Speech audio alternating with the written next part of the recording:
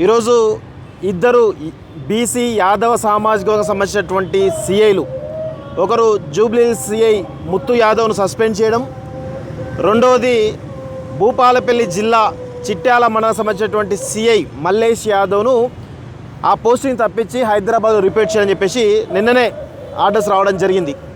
అయితే రెండు సమస్యల గురించి మనం డీటెయిల్గా మాట్లాడాలంటే ఫస్ట్ జూబ్లీహిల్స్ గురించి మాట్లాడదాం.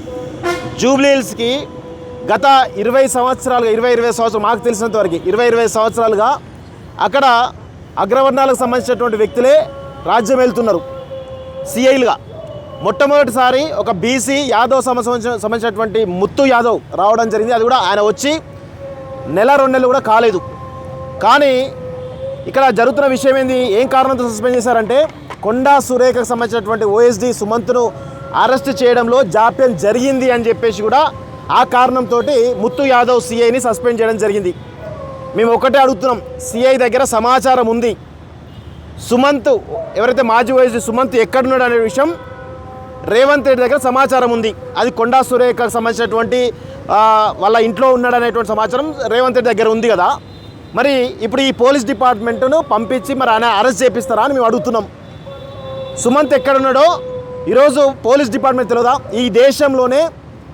ఈ దేశంలోనే అత్యంత ప్రతిష్టాత్మకమైనటువంటి పోలీస్ వ్యవస్థ, టెక్నాలజీ పరంగా ఉన్న పోలీస్ వ్యవస్థ ఏదైనా ఉంది అంటే అది తెలంగాణకు సంబంధించిన పోలీస్ వ్యవస్థ. మరి ముత్తు యాదవ్ను సస్పెండ్ చేసి దాదాపు 24 గంటలు దాటుతున్నప్పుడు కూడా ఎందుకు సుమంత్ను అరెస్ట్ చేయలేకపోతున్నారు, ఎవరు కాపాడుతున్నారు అని మీరు ఒకసారి మిమ్మల్ని మీరు అవలోకనం చేసుకోవాలి.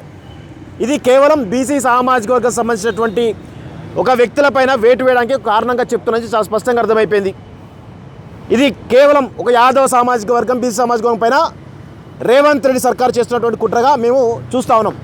రెండో విషయం, చిట్యాలకు సంబంధించిన విషయంలో మల్లేష్ యాదవ్ను తప్పించడం జరిగింది అక్కడ పొజిషన్ నుంచి.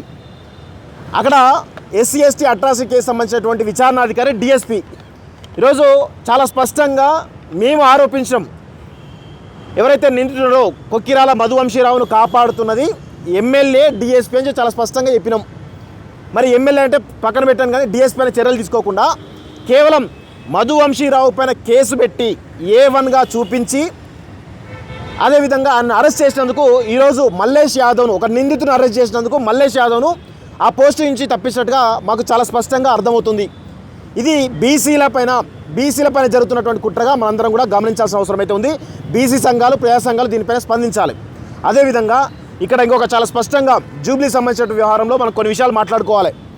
ఇక్కడ ఎఫ్ఐఆర్ ఏది ఓఎస్డి సుమంత్ ఒక వ్యక్తిని కొట్టిండు, ఎవరు గొంగిడి హరికృష్ణ అనే వ్యక్తిని కొట్టిండు అని చెప్పేసి 20వ తారీఖు రోజు, ఏది లాస్ట్ వీక్ 20వ తారీఖు రోజు మేడిపల్లి పిఎస్లో 0 ఎఫ్ఐఆర్ ఫైల్ కావడం జరిగింది.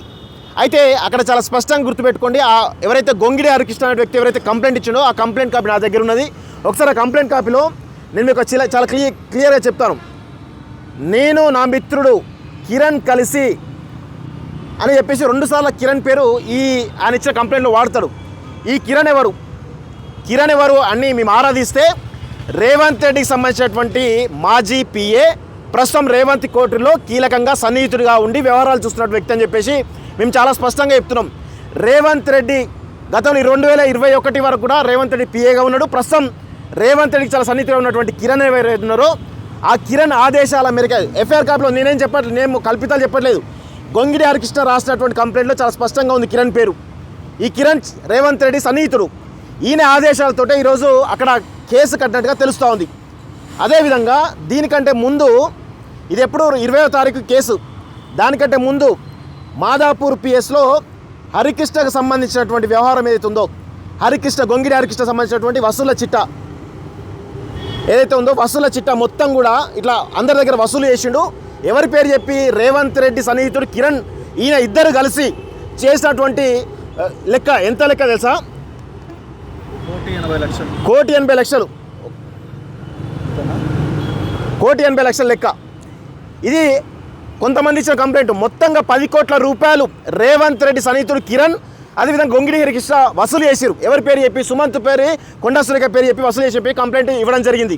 ఈ కంప్లైంట్ దానికంటే ముందు జరిగినట్టు వ్యవహారమే సుమంత్ వీళ్ళని పిలిచిండు. ఎందుకురా భయ్ మా పేరు చెప్పి ఎందుకు వసూలు చేస్తారని చెప్పేసి స్థానికంగా ఉండేటువంటి జూబ్లీహిల్స్ పిఎస్లో వీళ్ళను ఎవరి గొంగిడి హరికృష్ణను పంపించడం జరిగింది పోలీసు ఇన్ఫార్మ్ చేసి 20వ తారీఖు రోజు 30వ తారీఖు రోజు జూబ్లీహిల్స్ పిఎస్లో అర్ధరాత్రి సమయంలో గొంగిడి హరికృష్ణ జూబ్లీహిల్స్ పిఎస్లో ఉన్నాడా? ఎన్ని గంటలు ఉన్నాడు? ఒకవేళ ఆయనకు దెబ్బలు తగిలితే మరి ఎందుకు ఇమ్మీడియట్గా హాస్పిటల్ తీసుకుపోలేదు? ఇవన్నీ కూడా జూబ్లీహిల్స్ పిఎస్ సంబంధించినటువంటి సీసీటీవీ ఫుటేజ్ బయటకు తీస్తే అన్ని విషయాలు కూడా బయటపడతాయి. ఎందుకంటే మాదాపూర్ పిఎస్లో దీనికి సంబంధించిన కంప్లైంట్ ఇస్తే కంప్లైంట్కి సంబంధించినటువంటి మెసేజ్ వస్తుంది, కానీ ఎఫ్ఐఆర్ ఫైల్ చేయరు. అయితే దీని తర్వాత 18 రోజులకు ఇక్కడ ఎఫ్ఐఆర్ ఫైల్ చేస్తారు. ఇక్కడ మాకున్నటువంటి అనుమానాలు ఏంటంటే రేవంత్ రెడ్డి గొంగిడి హరికృష్ణ అనేటువంటి ఒక ఎవరైతే ఈ మంత్రుల పేర్లు చెప్పి ఒక కొండా సురేఖ పేరు చెప్పి వసూలు చేయలేదు, చాలామంది మంత్రుల పేర్లు చెప్పి వసూలు చేసిండు. 10-20 కోట్ల రూపాయలు వసూలు చేసి వాళ్ళకి సంబంధించినటువంటి చిట్టా కూడా మా దగ్గర ఉన్నది. అయితే వాళ్ళకు సంబంధించినటువంటి వ్యవహారంలో వసూలు చేసి చెప్పేసి ఈరోజు ఆ వసూలు చేసే వ్యక్తి అక్రమంగా కేసు పెడితే సుమంత్ మీద పగ తీర్చుకోవడానికి ఈరోజు రేవంత్ రెడ్డి గొంగిడి హరికృష్ణకు మద్దతు దొరుకుతూ ఉన్నాడు. గొంగిడి హరికృష్ణ ఎవరంటే పెద్ద ఎత్తున వసూలు చేస్తూ ఉన్నాడు. మరి ఎవరు కలిసి కిరణ్తో కలిసి వసూలు చేస్తారని చెప్పేసి చాలా స్పష్టంగా ఆరోపిస్తున్నాం మేము.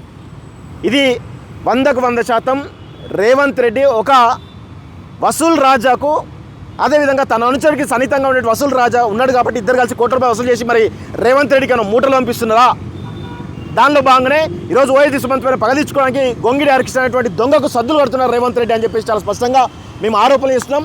ఇంకా ఇదే విధంగా ఎవరైతే బీసీ సామాజిక వర్గం సంబంధించినటువంటి సీఏల పైన వేటు వేసిర్రో దయచేసి ఇది బడుగు బలహీన వర్గాల పైన చేసినటువంటి కుట్రగా, బీసీల పైన ముఖ్యంగా యాదవ్ సామాజిక వర్గం పైన చేసినటువంటి కుట్రగా మేమందరం కూడా చూడాల్సినటువంటి అవసరం అయితే ఉంటుందని చెప్పేసి కోరుతూ ఇలాంటి మంచి పద్ధతి కాదు రేవంత్ రెడ్డికి. ఇప్పటికే మీ పైన తీవ్రమైనటువంటి వ్యతిరేకత వస్తుంది. ఇంకా ఇదే విధంగా కాంగ్రెస్ ప్రభుత్వం వచ్చినప్పటి నుంచి కూడా బీసీ రిజర్వేషన్ ఇస్తామని చెప్పి చెప్తున్నప్పటికీ బీసీల పైన కుట్ర చేస్తూ బీసీలకు అన్ని రంగాల్లో, రాజకీయ రంగంలో కానీ లేకపోతే సామాజిక రంగంలో కానీ ఏ రంగంలో కూడా అవకాశాలు రాకుండా రేవంత్ రెడ్డి తన సామాజిక వర్గమే మొత్తం ఏలాలే మొత్తం చేయాలనే కోణంలో ఈరోజు బీసీల పైన పెద్ద ఎత్తున కుట్ర చేస్తున్నారు. దాన్ని తెలంగాణ సమాజంలో ఉన్న బీసీలందరూ కూడా దాదాపు 60% బీసీలందరూ గమనించాలని చెప్పేసి కూడా ఈరోజు మేము కోరుతా ఉన్నాం.